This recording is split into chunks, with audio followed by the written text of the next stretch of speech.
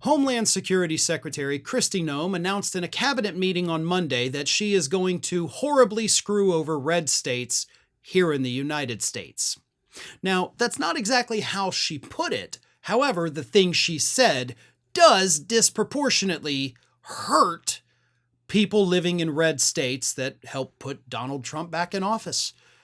And the thing that she said during this cabinet meeting was that the Department of Homeland Security is going to start the process of eliminating FEMA.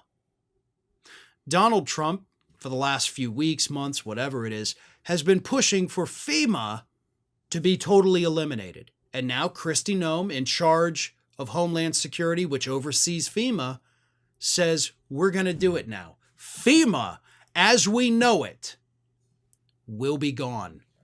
Probably 100%, not just as we know it, but picked apart, stripped for parts, and gone for good.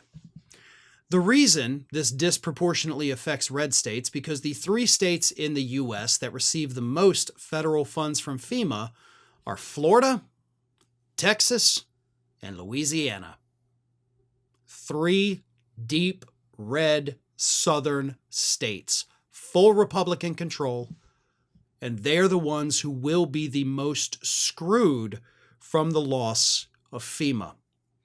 Because these are also states that every now and then have a little bit of a budget crunch and have to take money from other things. So even if they have a disaster and the government sends money, not through FEMA where it can be managed properly, but just sends money, there is nothing stopping the Republicans running these states from using that money to shore up some other shortfalls and saying, well, citizens, you're on your own. Same thing with the destruction of the Department of Education. As I've mentioned plenty of times, the same thing would happen. Getting rid of FEMA basically eliminates the ability of tens of millions of people to live in these states. Here's what I mean. I, living in Florida, very, very close to the coast, I'm talking a few hundred yards here, I'm in a flood zone. Because of being in a flood zone and because of the incredibly likelihood of a flood in this area, I can't get regular flood insurance through an insurance company. My flood insurance that I pay for every year is through FEMA.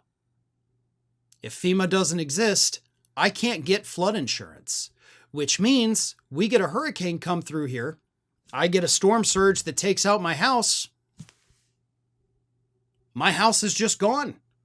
And insurance will give me $0 to fix it.